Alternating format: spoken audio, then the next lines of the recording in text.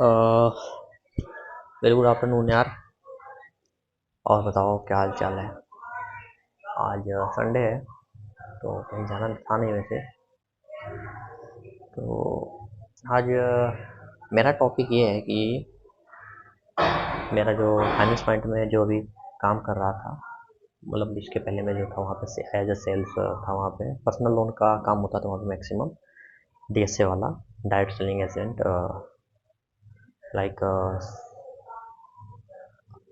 मतलब ये कंपनी का काम ये था कि यह कस्टमर्स को पर्सनल लोन देती थी।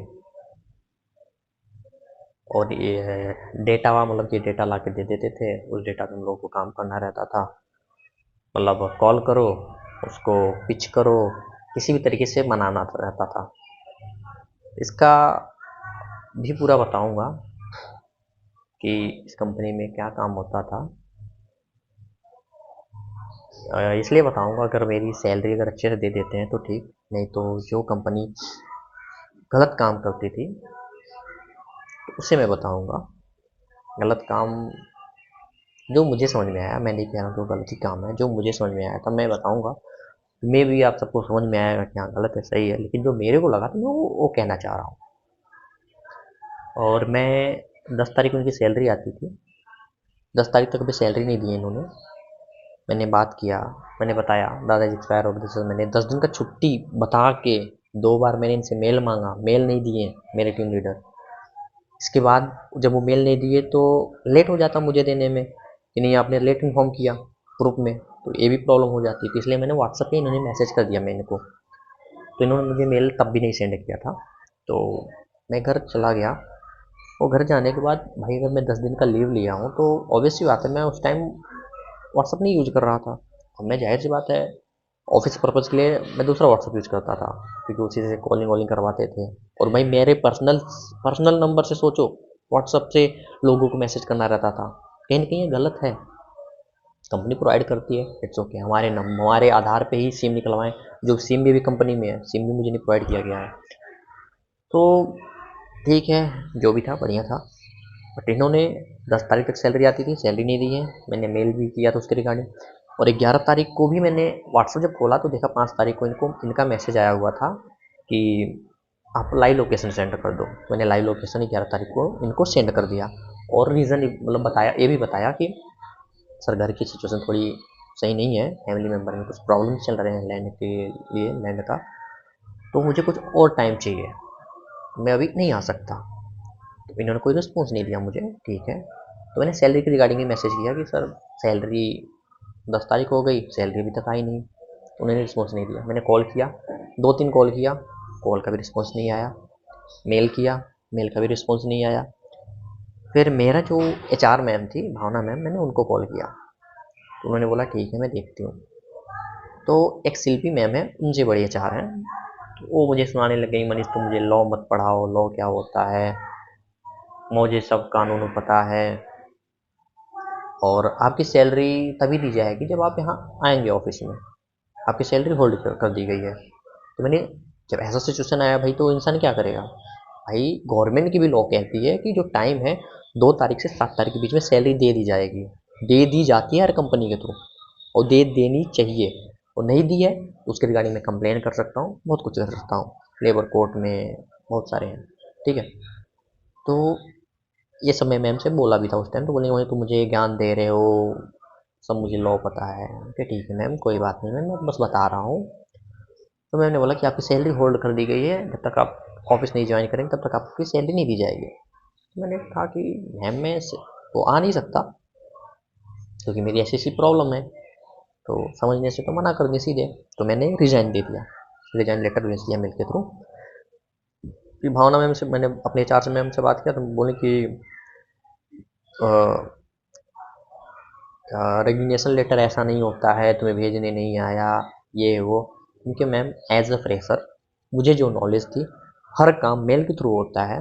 और मैंने मेल से भी इन्फॉर्म किया, और पूरा प्रॉपर लिख के मेरी कितनी लीव थी, मैंने क्या लीव लिया था, कितने दिन मैंने काम किया था, मैंने पूरा बताया।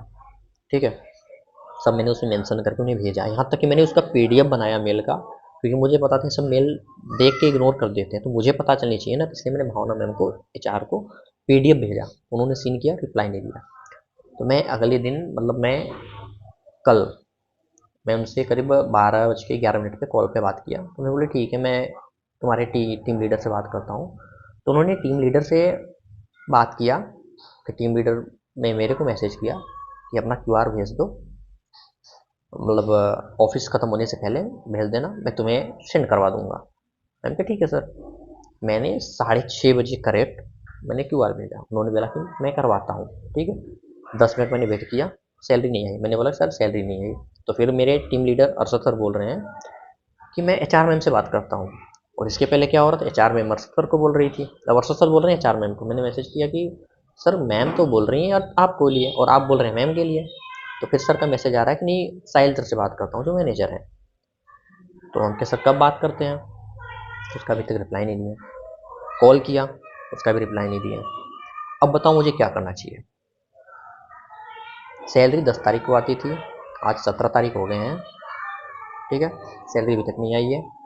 एक भी मेल का रिस्पॉन्स नहीं, एक भी व्हाट्सएप मैसेज का रिस्पॉन्स नहीं, ना एचआर ने दिया, मतलब शिल्पी मैम ने अभी तक नहीं दिया। और व्हाट्सएप पे भी भावना मैम जो एचआर है हमारी, वो भी नहीं दी है, मैं जब तक कॉल नहीं किया हूँ। इसके बाद मैंने शिल्पी मैम जो एचआर है उनको भी मैंने कॉल किया, वो भी रिस्पॉन्स नहीं दी। टीम लीडर की बात ही छोड़ दो, उनको इतना कॉल किया वो भी रिस्पॉन्स नहीं दिए। मैनेजर की बात ही छोड़ दो, मैनेजर को कॉल करो तो मैनेजर क्या करता है, किसी और को थमा देता है, बोलता है नहीं रॉन्ग नंबर। और किसी अननोन नंबर से कॉल कर दो तो मैनेजर उठा लेता है। भाई अब मैं क्या करूँ। मेरी 14,000 की सैलरी थी, ठीक है।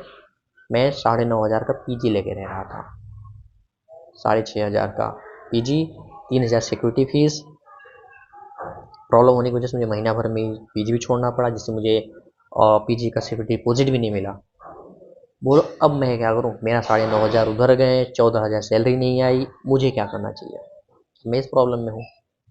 अब मेरा फाइनल डिसीजन ये है, अभी आज देखता हूँ, आज संडे है, फिर भी मैं अपने टीम लीडर को कॉल करूँगा कि सर आप चाहते क्या हैं।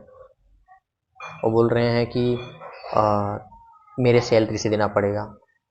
भाई मुझे मेरी सैलरी चाहिए, आप अपने सैलरी में से दीजिए चाहे मैनेजर से लीजिए, ये आपकी वो है हेडेक है। और मैं इसमें क्यों लड़ने जाऊँ, सर आप अपने सैलरी में से क्यों देंगे। भाई मुझे अपने से मतलब है, मैंने जो झेला है मैं जानता हूँ। सेल्स में 9:30 बजे, कभी 9 बजे बुला लेते थे, वो 8 बजे रात तक, 7:30 बजे रात तक बैठाए रहते थे। बताओ यार, गवर्नमेंट ही बोलती है 8 घंटे काम करना है, ठीक है। सेल्स का है, मानता हूँ, ठीक है, इट्स ओके। लेकिन जो हुआ मैं कुछ नहीं बोल रहा हूँ, लेकिन मेरी सैलरी तो दो भाई। मैं जो डिजर्व करता हूँ, मैं जो काम किया हूँ। मेरे दादाजी एक्सपायर हुए हैं, मैं उस टाइम नहीं गया कि मैं मंथ पूरा करके जाऊँगा। मंथ पूरा किया मैंने, फिर भी मेरे साथ ये हुआ, ठीक है। अब मेरा फाइनल डिसीजन ये है, मैं कल ही सैटरडे को ही कंप्लेन करता, लेकिन ये क्यूआर वार वाली बात आई थी, इस वजह से मैं रुक गया था कि हो सकता है सैलरी आ जाए। तो मंडे तक देखता हूँ, मंडे को बात करूँगा, मतलब आज भी बात करूँगा। और मंडे को ऑफिस खुलेगी तो देखता हूँ क्या एक्शन होता है। नहीं तो रात तक मेरा क्या रहेगा डिसीजन, कि फाइनल में लेबर पोर्टल, इसके 2 ऐप आते हैं, 1-2 ऐप आते हैं गवर्नमेंट का, उस पर सीएम पोर्टल पे, और कुछ कस्टमर नंबर है, कस्टमर केयर नंबर है सीएम इस पर लेबर पोर्टल का। और ऐप के थ्रू, वेबसाइट के थ्रू, हर तरीके से मैं कंप्लेन करने की कोशिश करूँगा, वही इंसाफ हो। और फाइनेंस पॉइंट इस कंपनी का नाम है जो पर्सनल लोन से देता है। Noida sector 3G16 building number है, फर्स्ट फ्लोर पे है। इन्होंने, मेरा एक फ्रेंड है उसको भी टर्मिनेट किया था, उसकी भी सैलरी नहीं दिए थे। टर्मिनेट करने का रीज़न बस ये था, उसने एक छुट्टी लेके इंटरव्यू देने चला गया कहीं और, उसकी वजह से टर्मिनेट कर दिया, जो कि ये भी वेल डिफाइंड नहीं है, ठीक है। एक और बंदे का भी कॉल आया कि भाई मुझे टर्मिनेशन लेटर है आफ्टर अंकित, ऐसे ऐसी बात है। उसका भी सैलरी नहीं दी है। उसने बोला कि मेरा एक फ्रेंड है उसको भी यही मेल आया है, क्या मुझे भी आया है। मैंने बोला मुझे नहीं आया है मेल। सोचो 4 बच्चों का इन्होंने मेरे सामने मेरे मंथ में सैलरी नहीं दी है। इसका मतलब हर मंथ ऐसा होता होगा, सैलरी नहीं देते होंगे। तो सोचो कितने बच्चों का ये सैलरी ऐसे खा जाते होंगे। काम करवाते हैं, पैसे रख लेते हैं, सैलरी नहीं देते, प्रॉफिट में रहते हैं। अगला बंदा 1 महीना अपना कैसे काट रहा। तो इस चीज़ को बहुत ज़रूरी है गवर्नमेंट भी देखे। बस मैं इतना ही करना चाहूँगा, कहना चाहूँगा, बस और कुछ नहीं। बस मेरा यही है कि मुझे इंसाफ मिल जाए, सैलरी आ जाए तो थोड़ा मैं अपना देख पाऊँ। काम किया हूँ, मैं अपने काम का मांग रहा हूँ और कुछ नहीं। बस इतना ही आज का मेरा का प्रोसेस ऑफ डे का सीरीज यही था। और वैसे अपने लाइफ में खुश रहो यार, पड़ाव तो ऐसे आते हैं, लड़ो, पीछे मत हटो, अपना हक लेके रहो, बस इतना कहूँगा। ठीक है ब्रो, और मिलते हैं फिर अगले सीरीज।